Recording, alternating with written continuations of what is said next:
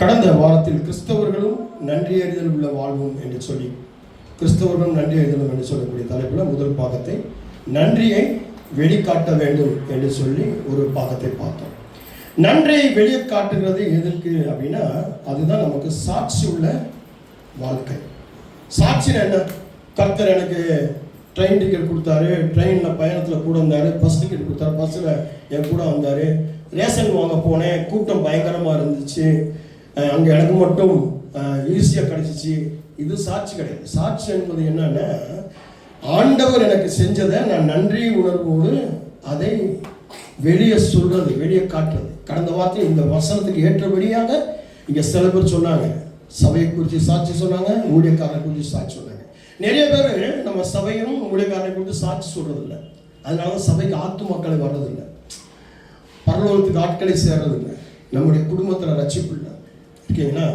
இந்த நன்றியை காட்டும் போது, நன்றி உணர்வோடு இருக்கும்போது தான் நம்ம சில காரியங்களை பற்றி. இரண்டாவது காரியம் என்னன்னு சொல்லி பார்க்கும் பொழுது, எடுத்து வாசிப்போம். யாக்கோபு புஸ்தகம் 1ஆம் அதிகாரம் 22 25 வசனங்கள். யாக்கோபு புஸ்தகம் 1ஆம் அதிகாரம் 22 முதல் 25 வசனங்கள்.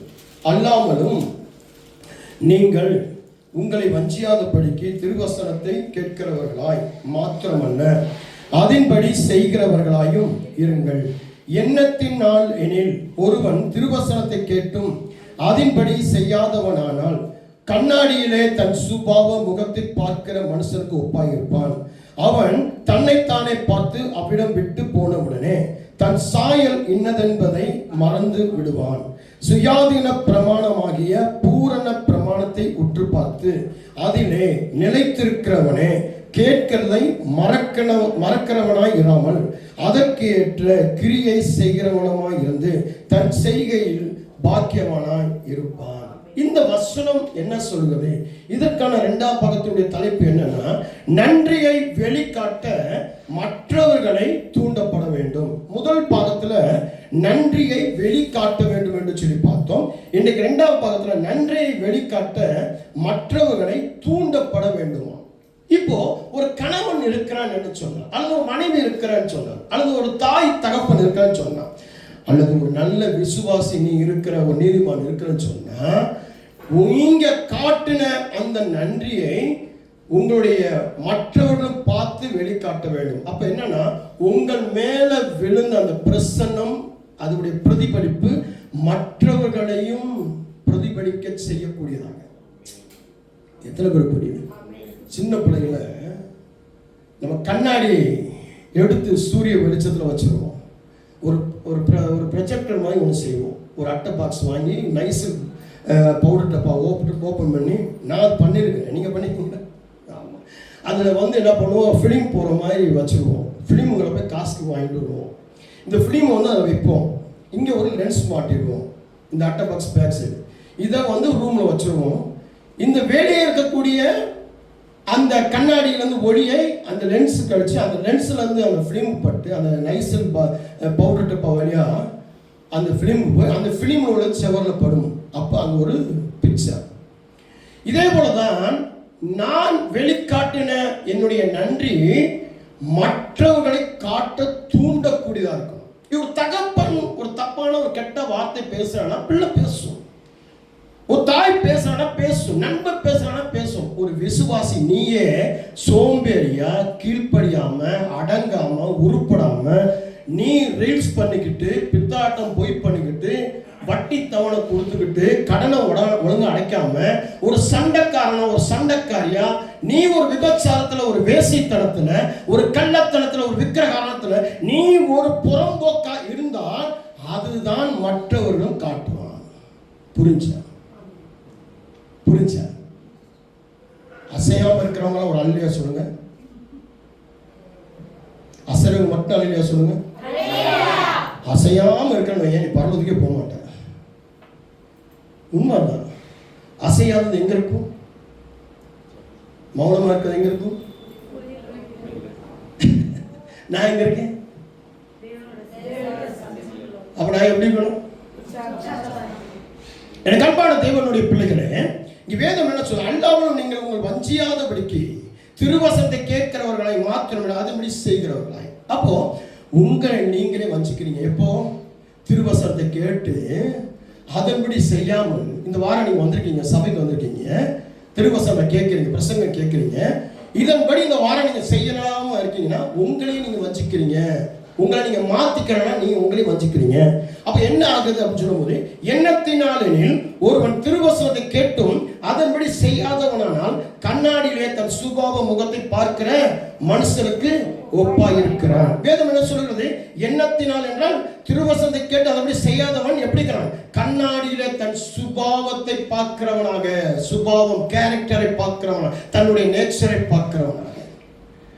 அப்போ தன்னைத்தானே பார்க்கிறவனாக இருக்கிறானே ஒழிய, அப்ப தன்னைத்தானே வஞ்சிக்கிறவனாக இருக்கிறான். அப்ப என்ன பண்ண முடியாது? நீ ஒரு கணவனா ஒரு மனைவியை மாற்ற முடியாது, ஒரு மனைவியாய் கணவனை மாற்ற முடியாது, ஒரு பெற்றோராய் பிள்ளையை மாற்ற முடியாது, பிள்ளையாய் உன்னுடைய அக்கம் பக்கத்து ஜனங்களை மாற்ற முடியாது. இத்தனை வருஷம் நான் ரசிக்கப்பட்டிருக்கிறேன், இத்தனை வருஷம் நான் பாட்டு பாடுறேன், துதிக்கிறேன், பைபிள் படிக்கிறேன், இல்லை இத்தனை நாட்கள்ல எத்தனை பேரை நீ நன்றி சொல்லக்கூடியவர்களை மாத்திருக்க? இல்லை, நீ பண்ண தவற மற்றவன் செய்யும்படியாக மாத்திருக்கிற. செஞ்சுப்பாங்க, சொல்லிப்பாங்க, கணக்கு பண்ணிப்பாங்க. உன்னுடைய கணக்கு நீ மறந்திருக்கலாம். உன்னுடைய ஜீவ புஸ்தகத்துல, கணக்கின் புஸ்தகத்துல இன்றைக்கு பரலோகத்தில் எழுதப்பட்டிருக்கிறது, குறிக்கப்பட்டிருக்கிறது. அங்கே கணக்கு விசாரிக்கும் நாள் ஒன்று வரப்போகுது. அங்கே வெள்ளை சிங்காசனத்துல வெள்ளை உடை அணிந்த என் கர்த்தராகிய இயேசு கிறிஸ்து அங்கே நீதிமான். ஏன் வெள்ளை உடை போட்டு வெள்ளை குதிரை வர்றாருன்னா, நீதிக்கு அங்கே உரித்தானது வெள்ளை, நீதி செய்யும். அதனால நீங்கள் நிறைய திருச்சபையில் ஒயிட் அண்ட் ஒயிட் போட்டுட்டு ராபூஜன் எடுப்பான், ஒயிட் அண்ட் ஒயிட் போட்டு யூனிஃபார்ம் ஆகும். காரணம் என்னன்னா, நீதிமான். உடையில் இருக்கக்கூடாது, உள்ளத்தில் இருக்கணும். அதுதான் இந்த ட்ரினிட்டி சபையினுடைய, பிதா குமாரன் பரிசுத்தாவின் சபையினுடைய ஒழுங்குகள். வெள்ளை அடிக்கப்பட்ட கல்லறையாக இருக்கக்கூடாது. பிரியமான தேவனுடைய பிள்ளைகளே, உள்ளே கர்த்தருடைய சித்தத்தை செயல்படுத்தக்கூடியவர். அவன் தன்னைத்தானே பார்த்து அவிழ விட்டு போனவுடனே தன் சாயல் என்ன என்பதை மறந்துடும். நாம ஒரு சாயலை மறந்துடும். இப்ப சபைக்கு வந்துட்டோம், இந்த சாயல் என்னன்றதை நீங்க மறந்துறீங்க. வீட்டுக்கு போனோன்னு நீங்க ஒரு கோபக்காரனா, ஒரு குடிகாரனா, ஒரு பொய்காரனா, ஒரு சண்டைக்காரனா, ஒரு சண்டைக்காரியா, ஒரு கோபக்காரனா, ஒரு கசப்புள்ளவனா, அப்படி நீங்க மாறிடுறீங்க.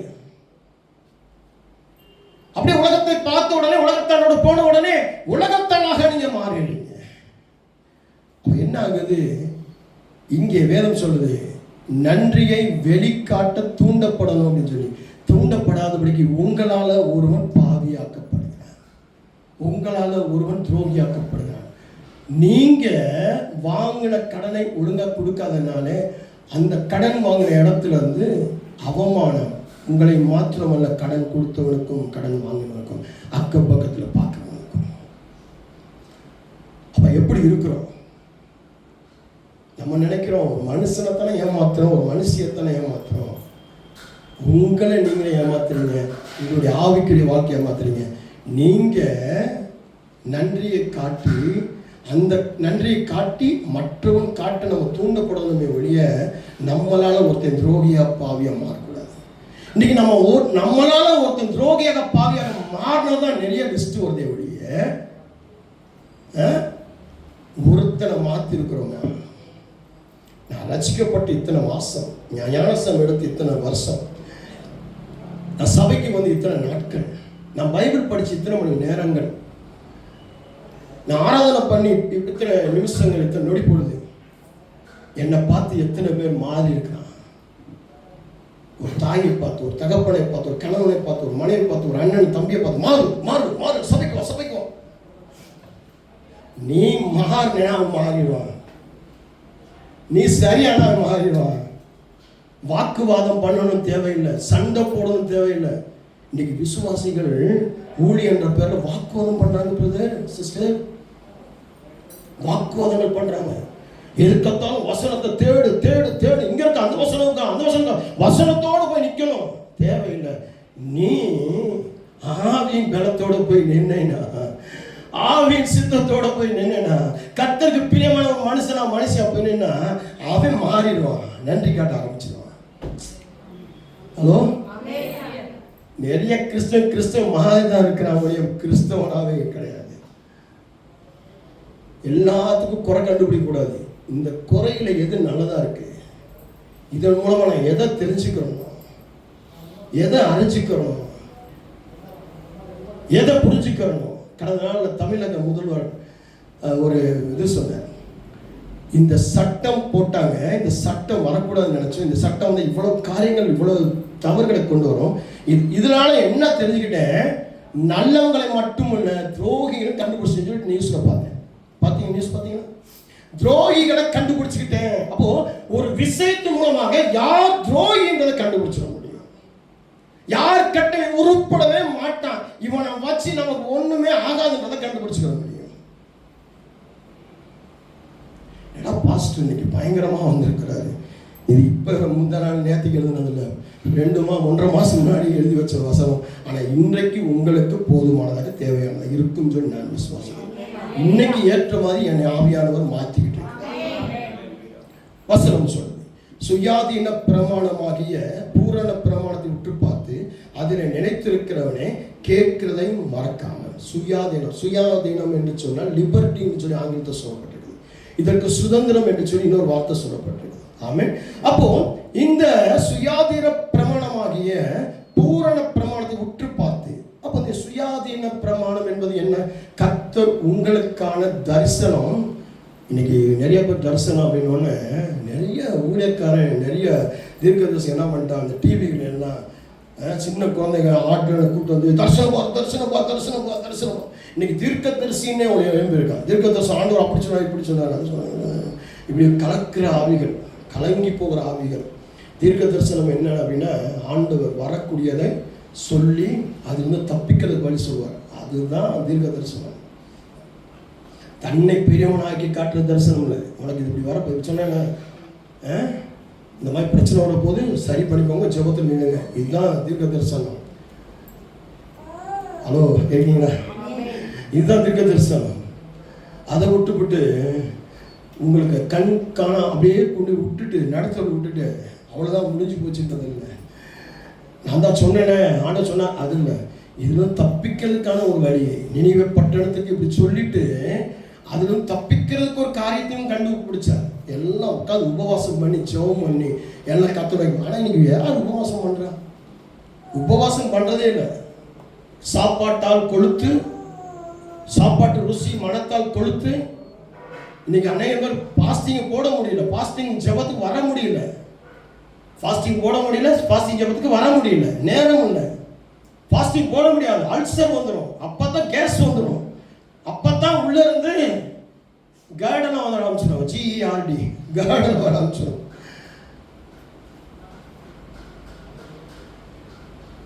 ஆண்டவர் சமுத்திரம் உட்கார்ந்தால் எல்லாத்தையும் மாற்ற முடியும். ஆண்டவர் சமுத்திரம் உட்காராம போய் மனுஷனை தேடி போன ஒண்ணுமே ஆகாது. வேதம் சொல்லி சுயாதீன பிரமாணமாக பூர்ண பிரமாணத்தை விட்டு பார்த்து அதில் நினைத்திருக்கிறேன், கேட்கிறத மறக்கிறவனாயிரும், அதை கேட்ட கிரியை செய்கிறவனாயிருந்து தன் செய்கையில் பாக்கியவனாக இருப்பான். தன்னுடைய செய்கையில் பாக்கியமான, நம்முடைய செய்கையில தான் பாக்கியவான். உன்னைய எப்படி ஜோம் பண்ற, எப்படி பிதற்றத்தில் இருக்கிற, எப்படி பந்தால இருக்கிற, அதை பார்த்து இருக்க மாட்டான். நீ எப்படி செயல்படுறதும் செயலை பார்த்துதான் மாற்றம். கொஞ்சத்துல உண்மையா இருந்தால் அதிகத்துல அதிகாரியா இருப்பார். கொஞ்சத்திலேயே பொய்யும் புரட்டும் பித்திராட்டமும் மறைவும் ஆதி ஈதல் ஒட்டு லுசுக்கும் பிராடும் சண்டையும் முறுமுறுப்பும் துரோகமும் கலந்திருந்தால் அதிகத்துல உன்னை ஆசிர்வாதம் அதிகாரம் வைக்க மாட்டாரு. ஒரு தாளந்தை கொடுத்துட்டு வாங்கி இருக்கிறவன்ட்ட கொடுத்துட்டு போயிட்டே இருப்பார். பைபிளை கரைச்சி கொடுத்துருக்க எல்லா கதையும் தெரியும் இல்லை, பைபிள் படி எவ்வளவு நடந்திருக்கிறது, ஒரு வார்த்தையின்படி என்ன நடந்து போனேன், ஒரு கணவனா, ஒரு மனைவியா, ஒரு அண்ணனா, ஒரு தம்பியா, ஒரு மாமா, ஒரு மச்சானா, ஒரு விசுவாசியா, ஒரு வேலைக்காரனா, ஒரு முதலாளியா, ஒரு தலைவனா, ஒரு தலைவியா, எங்க உங்களை சரி பண்ணிருக்கீங்க. உங்களை பார்த்து எத்தனை பேர் நன்றி சொல்லுற மாதிரி இருக்கிறாங்க. பாஸ்டர், என்னை பார்த்து என்னுடைய கணவர், என்னுடைய மனைவி, என்னுடைய பெற்றோர், என் உற்றார், என் உறவு, என் உடன்பிறப்பு, நான் வேலை செய்கிற இடத்துல, என் வியாபாரம் செய்கிற இடத்துல என்ன மாதிரி மாறிட்டாங்க. சபைக்கு வாரேன்னு இருக்கிறாங்க, சபைக்கு கூட்டிட்டு போட்டிருக்காங்க, கூப்பிட்டேங்க வரலங்க, ஏன் இருக்கிற, நீ மாறு, அங்க மாறி. வேதம் சொல்லுது, நன்றியை வெளிக்காட்ட மற்றவர்களை தூண்டப்பட வேண்டும். அதான் ரெண்டாவது. மற்றவர்கள் தூண்டப்படும். நீ வாழ்ற வாழ்க்கை உத்தமமான வாழ்க்கை, ஒழுங்கான வாழ்க்கை, கீழ்ப்படுற வாழ்க்கை மற்றவர்களின் தூண்டப்பட வேண்டும். அது ரொம்ப முக்கியம். நான் போற ஸ்டேட்டஸ், நான் பண்ற ரீல்ஸ், நான் பண்ற பந்தா, நான் பண்ற வாக்குவாதம், நான் போற சண்டை, நான் போற முறுமுறுப்பு என்னை தனிமைப்படுத்தி அது கிடையாது. என்னை இருக்கிற இடத்துல செயல்படுத்தி காமிக்கணும். எதுக்கடுத்த வசனத்தை தேடி தேடி அலையக்கூடாது.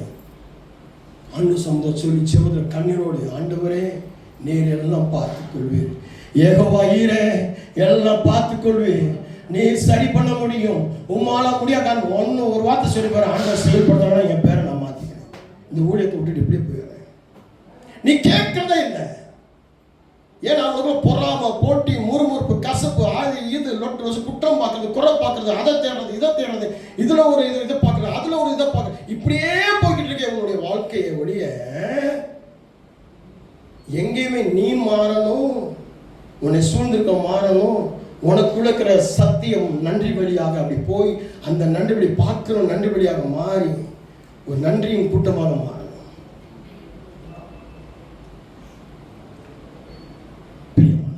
வேதம் சொல்லுது ரோமர் 1:20-21, எப்படி என்றால் காணப்படாதவைகளாகிய அவருடைய நித்திய வல்லமை, தேவத்துவம் என்பவைகள் உண்டாக்கப்படுகிறவைகளினாலே உலகம் உண்டானது முதற்கொண்டு தெளிவாய் காணப்படும்.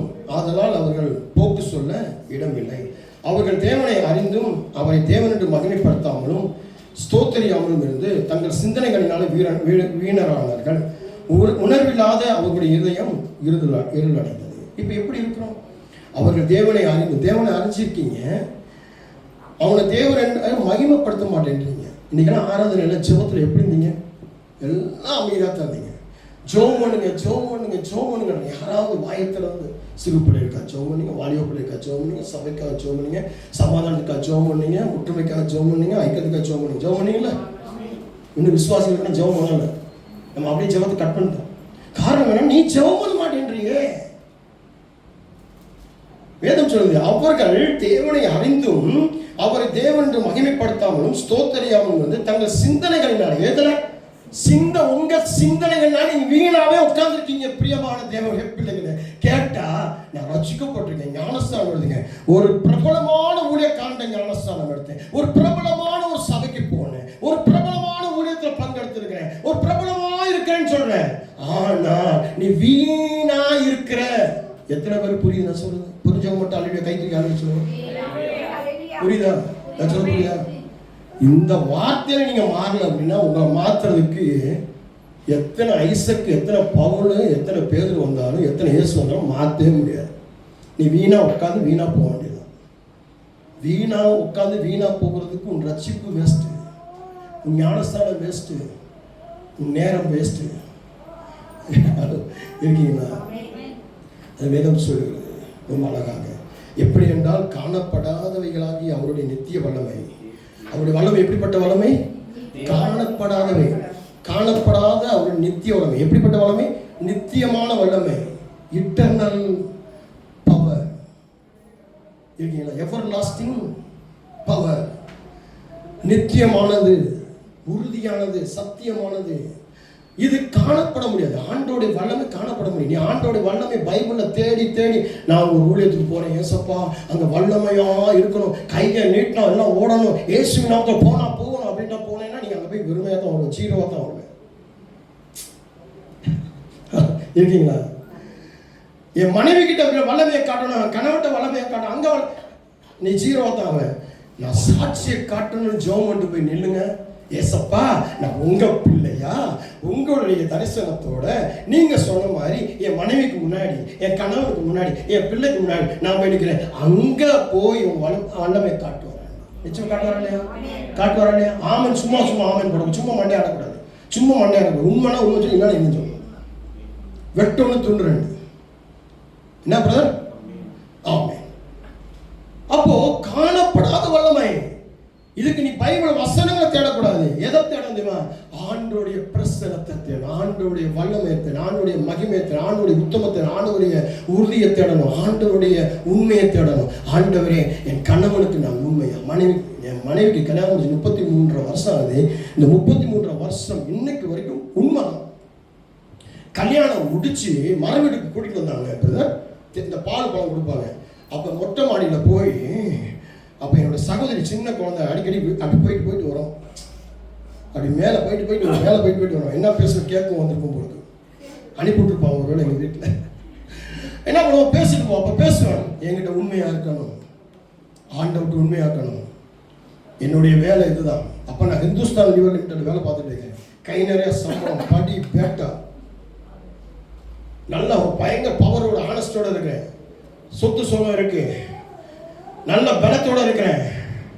இது போக ஆவிக்குரிய ஜீவிதத்தில் நல்ல ஆவிக்குரிய தகப்பன் கையில் இருக்கிறேன். என் ஆவிக்குரிய தகப்பன் எப்படி தெரியுமா? நான் பேசுறதெல்லாம் பார்த்துட்டு பாசிட்டிவ் இப்படி பேசுறேன். அவரு அப்படி இல்லை, நேராக கூட்டத்தில் நோட்டு கொட்டி போயிடுவார். எத்தனை கொட்டு நான் வாங்கியிருக்கேன் தெரியுமா? இப்போ உங்களெல்லாம் ஏதாவது பேசுகிற பாசிட்டிவ் கோவத்தில் இருக்கீங்களோ என் மேலே என்ன பாசிட்டிவ். ஆனால் அவரு அப்படி இல்லை, நேராக வருவார், கீழே வருவார், தட்டுவார். நான் கண்ண மூடி கிடப்பேன். ஐசு பிரதர், ஐயா, டக்கு டக்குன்னு போடு. ஏன் கொட்டினாரு? அப்படியே உச்சி திறந்துடும், ஒரு ஓப்பன. ஏன் திறந்தாரு? ஏன் அடிச்சாரு? ஏன் கொட்டினாரு? கடைசியில் சொல்லுவார், எதுக்கு சொன்ன தெரியுமா? நீ கண்ணத்தை பார்த்தடா, அங்கேயும் பார்த்தடா, கையை கூப்பிடல, கையை கூப்பி நிற்கிறடா, கையை உயர்த்தலடா அப்படின்னு. ஆமாம், கரெக்டு ஐயா, தப்பு பண்ணிட்டு நீ ஏன்ட தப்பானது ஆண்டவர்கிட்ட கேளு, மன்னிப்பு கேளு, இனிமேல் அடுத்த வாரம் ஒழுங்காக இருக்கணும். இதுக்கு ப்ராக்டிஸ் பண்ணு, திங்கக்கிழமையில ப்ராக்டிஸ் பண்ணு. எப்படி கையை கூப்பி நிற்கிறது. நம்ம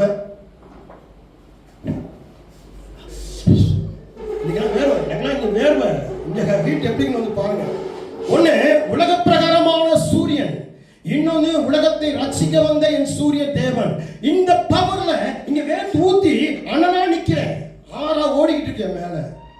ஆனா உங்களால் என்ன பண்ண, ஃபேன் போடாம இருக்க முடியல, அடிக்கடி வெளியே போயிடுது.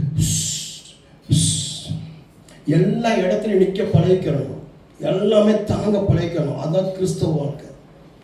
இதை பார்த்து மற்றவன் பார்த்து நன்றி காட்டுமாறு முதற்கொண்டு தெளிவாய் காணப்படும்.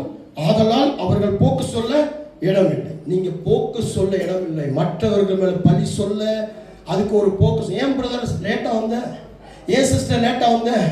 என்ன சிஸ்டர் சபையில பேசிட்டு தேவையில்லாத பேச்சு பேசிட்டு இருந்தீங்க? ஏன் பிரதர் சோதனை பண்ணல? ஏன் பிரதர் ஆராதனை பண்ணல? ஏன் கை தூக்கல? எல்லாத்துக்கும் ஒரு போக்கு சொல்லுவீங்க, எல்லாத்துக்கும் ஒரு காரணம் சொல்லுவீங்க. ஏன் பாஸ்ட் மேலேயே சொல்லுவீங்க. அந்த பாஸ்ட் என்னை குத்தி பேசினார், என்னையத்தான் பின் பண்ணாரு, எனக்கு அந்த நாள் பார்க்கவே பிடிக்கணும், வேற சபைக்கு போகலான்னு நினைக்கிறேன். அந்த சபையில் அந்த பாஸ்ட் நல்லா இருந்தாரு, இந்த சபை இந்த பாஸ்ட் நல்லா இருந்தாரு. அதான் நீ வளரவே இல்லை, நீ மாறவே இல்லை, குற்றவாளியாகவே இருக்கிற. ஆண்டவர் பார்வையில் இன்னைக்கும் குற்றமுள்ளவனாகவே இருக்கிற. உன் மேலே அந்த பாஸ்ட்டுக்கு பிரியமே இல்லை, நீ மாறணும்னு நினைக்கவே இல்லை, உன்னை மாற்றணும்னு அவன் நினைக்கவே இல்லை. அதனால தான் புரியுதா? எத்தனை பேர் புரியுது? புரிஞ்சவங்க மட்டும் வாழ்க்கை சொல்லுங்க. நிறைய பேர் புரியல. வேதம் சொல்ல, அவர்கள் தேவனை அறிந்தும் அவரை தேவன் என்று மகிமைப்படுத்தாமலும் ஸ்தோத்திரியாமலும் இருந்து தங்கள் சிந்தனையினால் வீரனார்கள். உணர்வு இல்லாத அவருடைய இருதயம், உணர்வு இல்லாத இருதயம் இருளாக மாறும். உணர்வு இல்லாமல் நீங்க இருப்பீங்கன்னு சொன்னா இருளாயிரும், இதயம் இருளாயிரும். இதயம் இருளாச்சுன்னா உங்களை கட்டின கணவனும் மனைவியும், நீங்க பெத்த பிள்ளையும், உங்க பேர பிள்ளையும், உங்க அக்கம் பக்கத்திலையும் உற்றார்களும் நண்பர்களும், உங்க சகோதர சகோதரிகளும் இருட்டாயிடுவாங்க. அப்போ நீங்க நன்றி சொல்ல காட்ட வேண்டிய அவங்கள, மாற்ற வேண்டிய அவங்கள, அவங்களும் நன்றி கெட்டவர்களாக நீங்களும் நன்றி கெட்ட, நீங்களும் வீணராக அவங்களும் வீணராக. இதுதான் நீங்க வேதம் சொல்லுங்க. 2 தீமோத்தேயு 3ஆம் அதிகாரம் 1 அப்படி 2 வரைக்கும் வாசிப்போம். மேலும் கடைசி நாட்களில், யார் எடுத்த வாசிங்க? 2 தீமோத்தேயு புஸ்தகம் 3ஆம் அதிகாரம் 8ஆம் வாசிங்க. 2 தீமோத்தேயு புஸ்தகம் 3ஆம் அதிகாரம் 1-2 வசனங்களை எடுத்து வாசிங்க. மேலும் கடைசி நாட்களிலே கொடிய காலங்கள் வரும் என்று அறிவாயாக. எப்படியெனில் மனுஷர்கள் தற்பிரியராயும் பணப்பிரியராயும் வீம்புக்காரராயும் அகந்தை உள்ளவர்களாயும் தூசிக்கிறவர்களாயும் தாய் தகப்பன்மார்க்கு கீழ்ப்படியாதவர்களாயும் நன்றி அறியாதவர்களாயும் பரிசுத்தமுள்ள. ஆமென். நன்றி அறியாத ஒரு காலம் தான் இது, கடைசி காலம். வாங்கி சாப்பிடுவோம், வாங்கியிருப்போம், ஒருத்தனால நம்ம பலன் பெற்றிருப்போம், நன்றி இல்லாம வந்திருப்போம், அவங்களுக்கே துரோகம் பண்ணுவோம், அவங்களுக்கே பொய்யா இருப்போம், அவங்களுக்கே புறம்பா இருப்போம். எனக்கு அன்பான தேவனுடைய பிள்ளைகளே, நீ பைபிள் படிக்கிற, நீ ஜெபம் பண்ற, சபைக்கு வர, நீ ஒரு கிறிஸ்தவனாக இருக்கிற இந்த மாம்சமான காலத்துல, மாம்சமா வாழக்கூடிய இந்த நேரத்துல, மாம்சத்துல ஆவி ஆத்ம சரீரத்தோட வேண்டிய இடத்துல ஒரு நன்றி அறிதல் நமக்கு ரொம்ப முக்கியம். அந்த நன்றி அறிதல் தான் உன்னை பரிசுத்தமாக மாற்றும். அப்போ இந்த நன்றி அறிந்த பரிசுத்தத்தை நீ வேலை காட்டும் பொழுதுதான் மற்றவர்களும் அந்த நன்றி அறிதல் பரிசுத்தத்துக்குள்ள வர முடியும். அப்போ ஒரு தகப்பனால பிள்ளைகள் கெட்டுப்போம், ஒரு தாயால பிள்ளைகள் கெட்டுப்போம், ஒரு பிள்ளையால அந்த ஸ்கூல் படிக்கிற ஸ்கூல் காலேஜ் எல்லாம் கெட்டு போகும், ஒரு விசுவாசியால சபை முழுசும் கெட்டு போகும். அதனால ஒரு விசுவாசியை கூட மாற்றணும்னு உட்காந்து பேசிட்டு நான் நன்றி காட்டினா பார்த்தாது. நான் நன்றி காட்டுறது என்னுடைய முதல் காரணம். ரெண்டாவது, நான் மற்றவங்களையும் காட்ட வைக்கணும். அதனால தான் அவங்களுக்கு சாட்சி நேரம் கொடுக்குறது, ஒழுங்குகள் சொல்லி கொடுக்குறது. நீங்கள் வந்தானுக்கு வந்தால் போனானுக்கு போனானீங்கன்னா உங்களுக்குள்ளே இருள் அடைஞ்சி மற்றவங்க. அப்போது நீங்கள் எப்படி இருக்கக்கூடாது அப்படின்னு சொல்லி வேதம், கடைசி காலத்தில் நீங்கள் எப்படி இருக்கக்கூடாது வேதம் சொல்லி, கடைசி காலங்களில் நாட்களில் கொடிய காலங்கள் வரும் என்று அறிவாயாக. எப்படியெனில் மனுஷர்கள் தற்பிரியராக, சுயநலவாதிகளாக, தனக்கு பிடிச்சதை மற்றவர்கள் செய்யணும்னு நினைப்பார்கள். இருக்கீங்களா? தனக்கு பிடிச்சதை மற்றவர்கள் செய்ய நினைக்க, அப்படி நினைக்கக்கூடாது. என் ஆண்டவர் பிடிச்சதை நான் செய்யணும், என்னை பார்த்து அவர்கள் செய்யணும். இதுதான் நன்றி அறிதல். இந்த நன்றி, நான் காட்டின நன்றி மற்றவர்களையும் காட்ட தூண்டுது. இப்போ ஒரு மகன் இருக்கிறான்னா, பைபிள் படிக்க சோகம் சொல்லக்கூடாது, தனக்குள்ளேயே வரணும். பைபிள் படிக்க ஒரு நேரம், சபைக்கு போகிற நேரம். என்னால் முடியாது, ரொம்ப டயர்டாக இருக்கிறேன், படிப்பு ரொம்ப, ஹோம்ஒர்க்கு ரொம்ப அசந்து டயர்டாக, பாடி ரொம்ப இதாகுது. இப்போ வெதர் சூழ்நிலை, இப்போ வந்து குளிர்காலம், இப்போ வந்து மழைக்காலம், இப்போ வந்து காற்று காலம், இப்போ வந்து வெயில் காலம். இல்லை, எந்த காலமாக இருந்தாலும் நீ கிறிஸ்துவுக்குள்ளான நன்றி அறிதல் உள்ளவனாக இருக்க வேண்டும். உன்னை சுற்றிலும் கடைசி காலத்தில் எல்லாமே இருக்கும். பணப்பிரியர் இருப்பான், தற்பிரியர் இருப்பான், அப்புறம் என்னென்ன சொல்லுதுங்க, வீம்புக்காரன் இருப்பான், அகந்தை உள்ளவர் இருப்பான், தூசிக்கிறவன் இருப்பான், தாய்த்தம் கீழ்ப்படியா இருப்பான். அடுத்து 3ஆம் வசனத்துல சுபாவத்திலேயே அன்பு இல்லாதவன் இருப்பான், நேச்சராகவே அன்பு இல்லாமல் இருப்பான், அவன் கேரக்டர் அன்பு இல்லாதவனா இருப்பான். எப்போ பார்த்தாலும் மூஞ்சான், யாரையும் பார்த்து சிரிக்க மாட்டான். ஒரு கடமைக்காக ஸ்தோத்திரம் அப்படின்னு, ஒரு கடமைக்காக ஸ்தோத்திரம் பண்ணுவான், ஒரு கடமைக்காக சர்ச்சுக்கு வருவான். அப்படி சர்ச்சுக்கு வந்தாலும் சர்ச்சோடு இணைந்து செயல்பட மாட்டான். அப்படியே எனக்கு என்ன விருந்தோ, யாருக்கு என்ன விருந்தோ, என்னைய கூப்பிடல, என்னைய சொல்லலை அப்படின்னு சொல்லிக்கிட்டே இருப்பான். என்ன தேடி வரணும், என்ன கூப்பிட்டு வரணுன்றவன் அவன் வந்து சத்ருவுக்கு வேலை செய்யறான், கூலி பண்றான்னு அர்த்தம், சாத்தானுக்கு வேலை செய்யறான் அர்த்தம். இருக்கீங்களா? ஹலோ, வேதம் சொல்லுது, என்ன சொல்லு, வாசிங்க பிரதர். சுபாவ அன்பில்லாதவர்களாக, இணங்காதவர்கள், எதுக்குமே இணங்கி போகாதவர்களாக, தன்னை நீ செஞ்சியா, நீ கொடுத்தியா, நீ பண்ணியா. நேற்றைக்கு வீடு கூட்டிக்கிட்டோம், 2 நாளைக்கு முன்னாடி வீடு கூட்டணும். அப்போ என் தம்பி மகன் என் வீட்டுக்கு வந்தாங்க. அப்போ சொன்னான், எங்கள் 2 பேரும் கொஞ்சம் பலவீனமாக இருக்குது, கொஞ்சம் வீட்டை அந்த ரூமை கூட்டி விடுறியா, நீங்கள் அதை செஞ்சுக்கணும், நீங்கள் எதை செஞ்சீங்க பார்த்தேன். நானே விளக்கமாக எடுத்து போய் கூட்டாங்க, திரும்பி கூட கொடுங்க, நான் கூப்பிட்டேன் கூட. சாரி கேட்கறது பெரிய விஷயம் கிடையாது, சாரி கேட்கறது பெரிய விஷயம் கிடையாது. சாரி கேட்காத இடத்துல நிற்கணும், இணங்கி போகணும், இணங்கி செயல்படணும். எங்கள் அப்பா அம்மாவுக்கு நான் அவ்வளோ வேலை பார்த்துருக்கேன். என் உற்றார் உறவினருக்கு அவ்வளோ வேலை பார்த்துருக்கேன். நான் பாஸ்டர் ஆன பிறகு யாருக்காவது கேஸ் வேணும்னா கேஸ் வாங்கி போட்டிருக்கேன். தண்ணி பிடிச்சதுக்கு போய் தண்ணி கொடுத்துருக்கேன். ஏன்னா இணைங்கிறது நம்முடைய வேலை. சுபாவத்தின் அன்பு உள்ளவனாக இருக்கணும், அன்பு இல்லாதவனாக இருக்கக்கூடாது.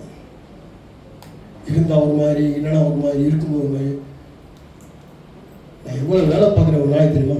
மனைவிக்கு கணவனா, பிள்ளைக்கு அப்பாவா, பைபிள் காலேஜில் ஒரு ப்ரொஃபஸரா,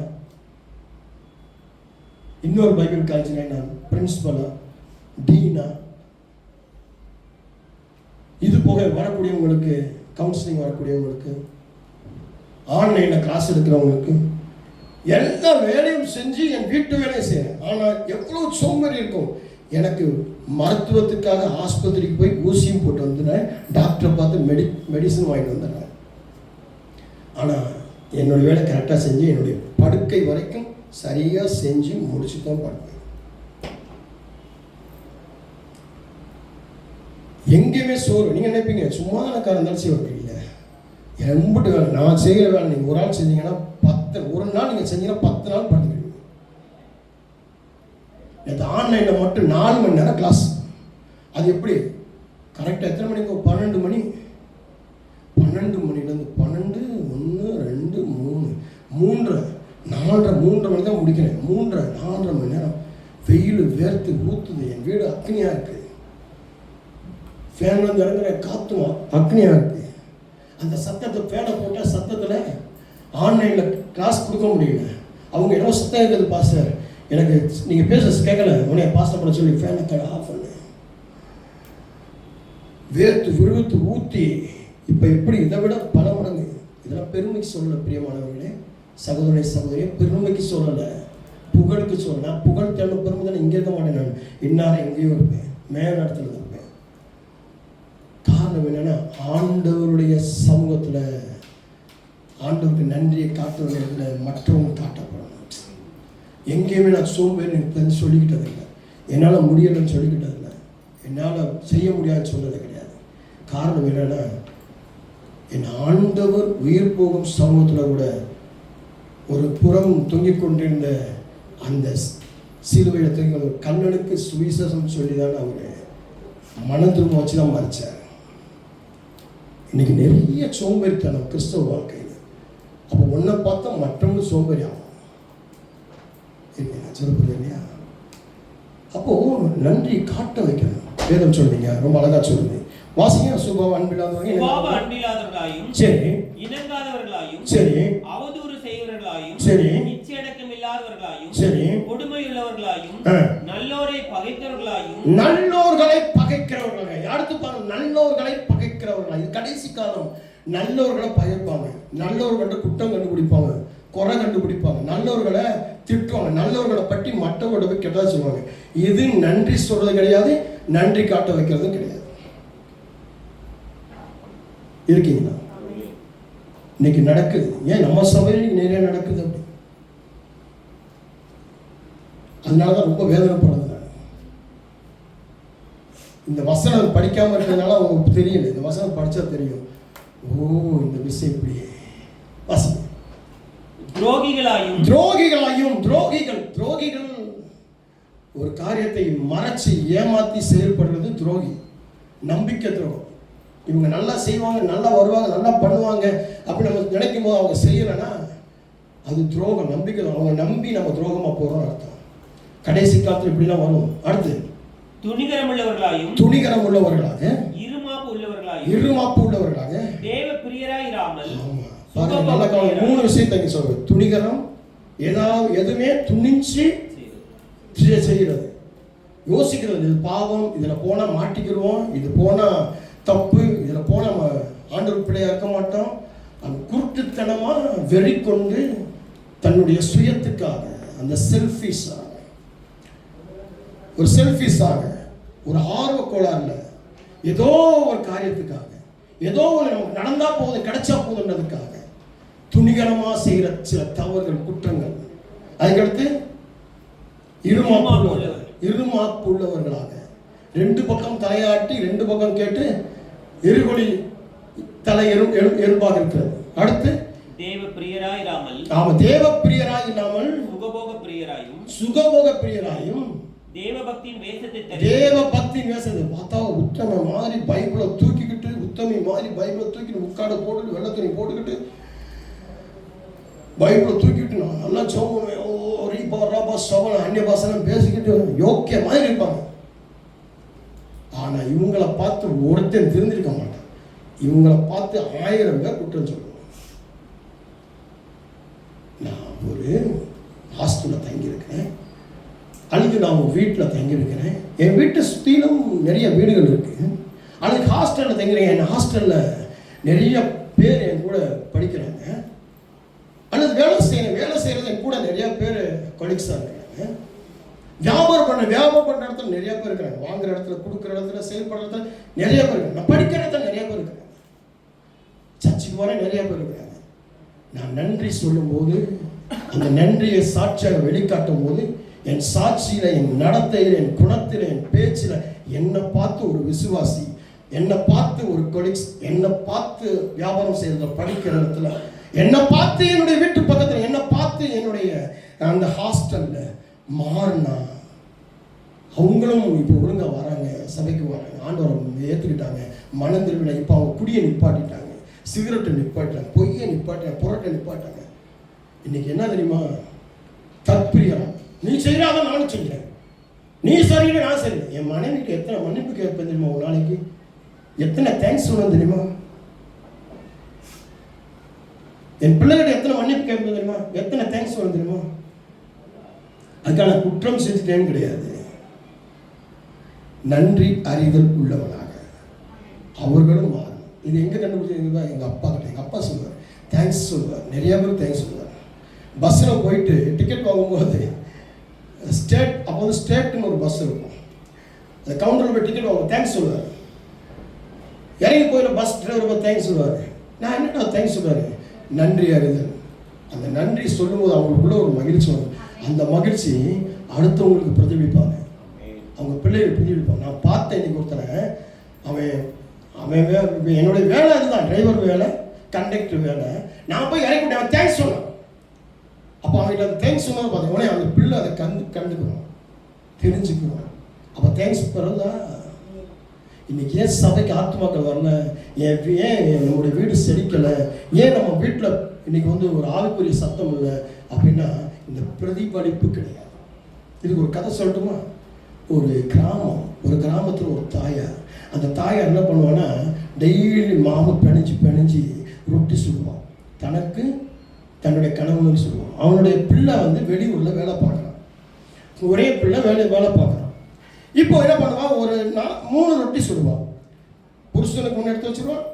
இப்போ ரொட்டி சுடுற மாதிரி மெலிசான்னு சொல்லுவான். அப்போ நல்லா தடியாக மந்தமாக பெருசாக ஒரு ரொட்டி சாப்பிட்டா கின்னு. அந்த ஒரு ரொட்டி தன் புருஷனுக்கு தனக்கு செஞ்சுட்டு இன்னொன்று எக்ஸ்ட்ரா செய்வான். அதை கொண்டு போய் என்ன பண்ணுவான்னு கேட்டால், சும்மா ஒரு தட்டில் வச்சா நிறைய பேர் தெரியாது. அதை நடுவில் ஓட்டை போட்டு கயிறு கட்டி முன்னாடி கூரையில் தொங்க விட்டுருவோம். அந்த வீடு நுழைவாசல் தொங்க விட்டுருவோம். அந்த வழியாக போகிறவங்க என்ன பண்ணுவாங்க? அதை எடுத்து சாப்பிடுவாங்க. அந்த வழியாக போகிற ஒரு பெரியவர் டெய்லி எடுத்துகிட்டு போவார். இந்த அம்மா காது ஓரத்தில் நின்று அந்த நிறைய பேர் விட்டு கேட்குற பழக்கம், எத்தனை பேர் விட்டு கேட்குறாங்க, யார் என்னைய பற்றி பேசுனாங்க இருக்கா சிஸ்டர்? சிரிக்கிறீங்க? எனக்கு அந்த பழக்கம் இருக்காது. யார் என்ன பற்றி பேசுவாங்களோ அதான். மடியில் கனம் இருந்தால் தான் வழியில் பயம் இருக்கும். நம்ம மடியில் கனம் இல்லைன்னா யாரோ ஏதாவது பேசுகிறாங்க, இல்லைன்னா விட்டுருவோம். யாரோ ஏன் பேசுனா கூட என்னத்தான் பேசுனாங்களோ, என்னத்தான் பேசுனாங்க, என்ன பேசியிருப்பாங்க, என்ன பேசினாங்களான்னு கேட்பாங்க. அப்படின்னா கேட்பாங்க. கேட்டுக்காங்க பார்த்துக்கிங்கன்னா. அப்போ இந்த அம்மா போய் ஒட்டு கேட்குது, கதவு கிட்ட காலை வச்சு அந்த அவரு ரொட்டியை அப்படி கையில் வந்து அவுத்துட்டு ஒரே ஒரு வார்த்தை சொல்லிட்டு போவார், நன்றி சொல்லிட்டு போனேன். இந்த அம்மா நன்றி சொல்லுவார் அப்படின்னு எதிர்பார்ப்போம். நன்றி சொல்ல மாட்டேன். உனக்கான பலன் நீ செய்ததுக்காக நீ அறுத்துக் கொள்வாய், நீ பெற்றுக்கொள் அப்படின்னு போவார். இது ஒரு நாள் 2 நாள், பல நாள் நடக்குது. இன்னைக்கும் அதே மாதிரி நடக்குமா? அன்னைக்கும் அதே மாதிரி. இந்த அம்மா கோவம் வந்துச்சு. இந்த ஆளுக்கு ஒரு பாடத்தை கற்பிக்கணும். விஷத்தை எடுத்து ஒரு ரொட்டியில் கலந்து ரொட்டி சுட்டு வச்சிட்டான். இப்போ உணர்ச்சி குத்தப்படுது. ஆவி குத்தப்படுது, மனசாட்சி குத்துது. ஐயோ நான் தப்பு பண்ணிட்டேன். அவர் வந்துட்டு இருக்காரு, எப்படி பார்க்குறாரு, அவர் அங்கே வந்துட்டு இருக்காரு. அதுக்குள்ள ஓடி போய் அந்த ரொட்டி எடுத்து பிச்சு குப்பையில் போட்டுட்டு வேற மாவு பிணைஞ்சி டக்குன்னு ஒரு ரொட்டி செஞ்சு மாட்டிட்டான். அவர் வர்றதுக்குள்ள அன்னைக்கு அதே மாதிரி சொல்லிட்டு அவர் போயிட்டார். கொஞ்ச நேரத்தில் எல்லாம் சாப்பிட்டு படுத்த பிறகு ஒரு பையன் வரான், கையில் ஒரு காவாசி ரொட்டியோட வரான். ரொம்ப கரங்கி போய் வரான். என்னடா ஏன்னா ஊரெல்லாம் பந்து, கடைகள் ஒன்றுமே இல்லை, சாப்பிட ஒன்றுமே இல்லை, வறுமையில் இருக்கிறேன். அதனால நானே வர வழியில் ஒரு பெரியவர் இருந்தார், அவர் பாதி ரொட்டி கொடுத்தாரு, அதை சாப்பிட்டு பலத்தோடு வந்தேன். பலன், அவர் சொன்ன பலன் என்னது? நீ செய்கிறதுக்கான பலனை நீ பெற்றுக்கொள்வாய், அறித்துக் கொள்வாய். அப்போ நாம நன்றி சொல்லும் போது அதுக்குரிய பலன். இவருக்கு என்ன பலன் தெரியுமா? இவர் முழுசா ரொட்டி முழுசா சாப்பிட்றது கிடையாது.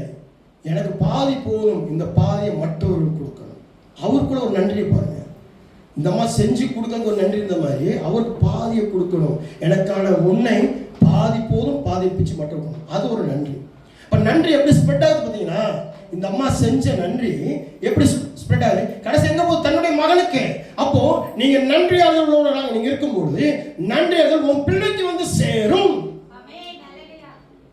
உன் பேரப்பிள்ளைக்கு வந்து சேரும். ஆமீன் வரவே மாட்டேங்குது. ஒரே ஒரு ஆமீன் மட்டும் வருது. அவர் மட்டும்தான் சபையில் இருக்கிறார். அப்போ இங்க வேதம் சொல்லு ரொம்ப அழகாச்சு. தேவ பக்தி நேசத்தை தடுத்து அதன் பலனை மறுதளிக்கிறவர்களாயும் இருப்பாங்க. இப்படிப்பட்டவர்கள் விட்டு விலகணும். நடிக்கிறவங்க, வேஷம் போடுறவங்க, பொய் சொல்றவங்க, அவங்க என்ன சொல்லிப்பாங்க? பொய் சொல்ற, கீழ்ப்படியாம இருக்கிற, வேஷம் போடுற சொல்லி பார்க்கணும். சொல்லி பார்த்துட்டு விளைகிறாங்க. இப்ப ஜபத்துல வச்சுட்டு முடிச்சிடணும். கர்த்தர் மேல் பாரத்தை வைத்துவிட அவர் உன்னை ஆதரிப்பார். இதுக்கு தேடக்கூடாது. பைபிளை தேடி வசனத்தை கொடுங்க. ஆண்டவரே, கெட்டு போறவர்களுக்கு நான் சத்தியத்தை சொல்லணும், ஒரு வசனத்தை கொண்டு போகணும். கேட்கவே கேட்காது. நீ மனுஷனா மாறு, விசுவாசமா மாறு, நீதிமானா மாறு. அவங்க புரியுதா? நன்றியை வெளிக்காட்ட மற்றவர்களை தூண்டப்பட வேண்டும். நீ தூண்டப்பட வந்துருச்சுன்னா உனக்குள்ள அந்த வேஷத்தை கழித்து போட்டு அந்த பக்தி சுயத்தை இழந்து அந்த சமாதானம் உனக்குள்ள வந்துருச்சு அப்படின்னா அங்க வந்துடும். நீ எனக்கு என்ன விருந்தோன்னு சொல்லி எனக்கு மட்டும் ஜெபம், எனக்கு மட்டும் விசுவாசம், எனக்கு மட்டும் நான் மட்டும் சபைக்கு வந்து போனா ஒண்ணுமே செய்ய முடியாது. இருக்கீங்களா? இருக்கு. புரியுது எனக்கு சொல்லுது? நன்றியை வெளிக்காட்ட தூண்டுறதுக்கு நான் என்ன செய்யணும்? நேராக போய் உட்காந்து வாக்குவாதம் பண்ணணும், சண்டை போடணும், அங்கே ஒரு வாக்குவாதத்தை வளர்க்கணும், அதுக்கு வசனத்தை தேடி எடுக்கணும். தேவை கிடையாது.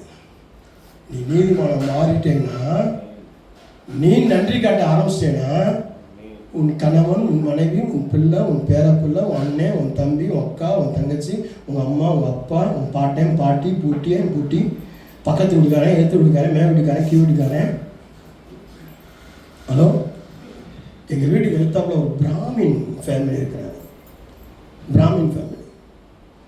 அவங்க பேரும் சீலா. என்னுடைய பாஸ்டர் அம்மா பேர் தான் சீலா. அவங்க அடிக்கடி நான் பாஸ்டர் அம்மா சீலாசனம் போகும்போது ஒரு நாள், அண்ணே கூப்பிட்டீங்களாண்ணே? இல்லைக்கா நான் கூப்பிடக்கா அப்படின்னு. எப்படின்னு சொல்லுவேன், அக்கானை நான் நிறைய ரொம்ப நாள் அம்மா கூப்பிடுவேன். அவனால் சொல்லுவேன் அக்கானை தங்கச்சியும் கூப்பிடுங்க அப்படின்னு. ஆனால் அவங்க வயசு 65-70 வயசு. அவங்க என்னையும் அண்ணன் கூப்பிடுவாங்க. நான் என்ன முடியாக்க அவன் கருப்பு முடியாக்க, அவ்வளோதான் விஷயம். அப்போ ஒரு நாள் கூப்பிட்டாங்க, அண்ணே என்னண்ணே அப்படின்னாங்க. அப்போ சொன்னாங்க, அண்ணே நீங்கள் இங்கே வந்த பிறகு இந்த ஏரியாவில் தண்ணி பஞ்சம் கிடையாது, ரோடு சரியாயிடுச்சு, கரண்ட் ப்ராப்ளம் வர்றது கிடையாது, இந்த இடத்துல இந்த நிறைய பிரச்சனைகள் ரவுடிகள் நிற்கிறது கிடையாது. காரணம் உங்களுடைய ஜெபம். மேவீட்டுக்காரம்மா சொல்லுது, அந்த பொண்ணு சொல்லுது, நீங்கள் வந்து ஜெபம் கொடுப்ப, என் வீட்டுக்குள்ள குடும்ப ஜெபம் வந்துருச்சு, நீங்கள் அங்கே பண்ணுற சத்தம் என் காதுக்கு கேட்குது, நானும் குடும்ப ஜெபம் பண்ண ஆரம்பிச்சேன். இந்த பக்கம் ஒரு மலையாளி சொல்கிறாங்க, நீங்கள் வந்த பிறகு இங்கே ஜெபம் பண்ண ஆரம்பிச்ச பிறகு நிம்மதியாக தூங்குங்க. ஏத்தாப்புல ஒரு கன்னடக்காரர் அவர் சொல்கிறாரு, நீங்கள் வந்த பிறகு இந்த ஏரியாவில் சானிட்டரி ப்ராப்ளம் கூட வர்றதில்லை, காரணம் உங்கள் ஜெபம். இதுதான் நன்றி காட்ட வெளியே வைக்கிறது, அவங்களை வெளிக்காட்ட வைக்கிறது. புரியுதா? நான் போனேன், வீட்டை திறந்தேன், படுத்தேன், தூங்கினேன், சாப்பிட்டேன், எந்திரிச்சேன், போனேன். இது வாழ்க்கை கிடையாது. இதுக்குள்ள ஒரு வெளிப்பாடுகள். வெளிப்பாடுகள்னா கண்ணை மூடிக்கிட்டு ஐயோ கால் காமிங்க, கை காமிங்க, முகம் காமிங்க, வெளிச்சம் காமிங்க, ஐயோ ஐயோ ஐயோ ஐயோ ஐயோ ஐயோ ஐயோ ஐயோ முட்டிக்கிறது கிடையாது. ஐயோ ஐயோ முட்டிக்கிறது கிடையாது. நெஞ்சில் அடிச்சுக்கிறது கிடையாது. வெளிச்சம் வேணும், எனக்கு தரிசனம் வேணும், எனக்கு தரிசனம் வேணும், நான் ஒரு தீர்க்க தரிசி ஆகணும், நான் விஷமாய் வேண்டாங்க. முதல்ல சாட்சி உள்ளவனா நீங்க மாறுங்க. சாட்சி உள்ளவனா மாறுங்க. சாட்சி உங்களுக்குள்ள வந்தா, நீங்க உண்மை முத்தமும் வந்துச்சுன்னா, பக்தி வந்துருச்சு, வேஷம் போடாம வந்துருச்சுன்னா, உங்களை வச்சு நிறைய பேர் வெளிக்காட்ட. இதோட தொடர்ச்சியாக ஜெபிப்போம். அன்பின் பரலோகத்தின் பிதாவே, இந்த நல்ல அருமையான ஆஸ்வதிக்கப்பட்ட வேளையில நன்றியை வெளிக்காட்ட மற்றவர்கள் தூண்டப்பட வேண்டும் என்று சொல்லி இரண்டாவது தலைப்புக்குள்ளாக இரண்டாவது பாகத்தை நாங்கள் பார்க்க கிருபை செய்யுங்க. கிறிஸ்தவர்கள் நன்றிதல் உள்ள வாழ்வோம். இந்த வாழ்க்கையில பரிசுத்த ஆவியார் ஒவ்வொரு காரியம் பேசிக் கொண்டிருக்கேன். யாக்காஸ்தோதரம் தொடர்ந்து நடத்துங்க. கேட்ட ஒவ்வொரு மனமார்க்க மனதில் மட்டும் உங்களுடைய வருகைக்கு ஆயத்தமாக பிறரை ஆயத்தப்படுங்க. இயேசுவின் நாமத்தில் பிதாவே. கர்த்தர் உங்கள் அனைவரோடு கர்த்தர் ஆசீர்வதிப்பார்.